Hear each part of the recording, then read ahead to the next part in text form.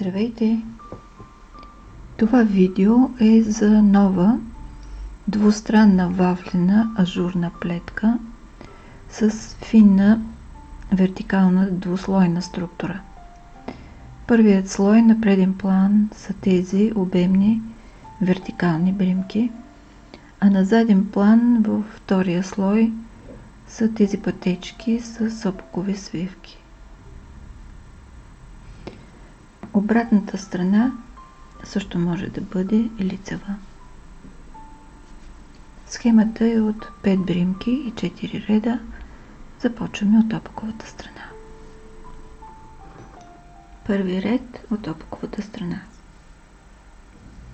След крайната бримка плетем една опакова наметка, 2 опакови наметка и повтаряме. Една опакова наметка, 2 опакови наметка, една опакова наметка, 2 опакови наметка и плетем така до края на реда.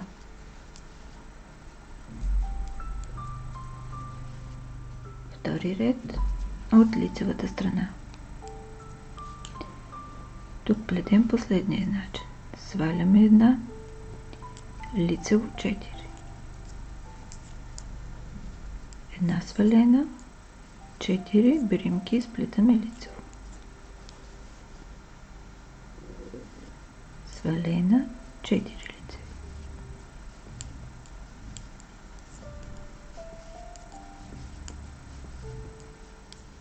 трети ред от опаковата страна. Тук плетем една опакова, свивка с наклон вдясно, свивка с наклон вляво, една опакова, свивка с наклон вдясно, свивка с наклон вляво, опакова.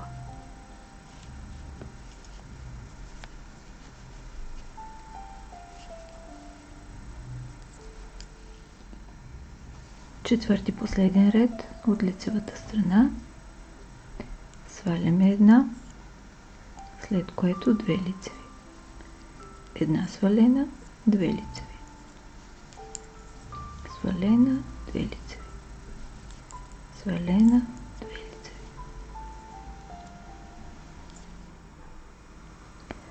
Представих ви една двустранна ажурна плетка, много релефна, много въздушна и с вафлена структура.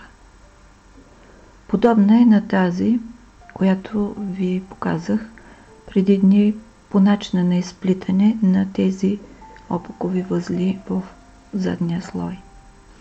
Идеален избор е за летни дрехи и аксесуари, тъй като и от двете страни могат да бъдат лицеви. Горещо ви я препоръчвам. Благодаря ви, че бяхме заедно.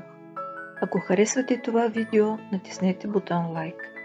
Абонирайте се за канала и за известията, за да гледате всички мои видеа. Пожелавам ви вдъхновение, плетете с любов и бъдете щастливи. До скоро!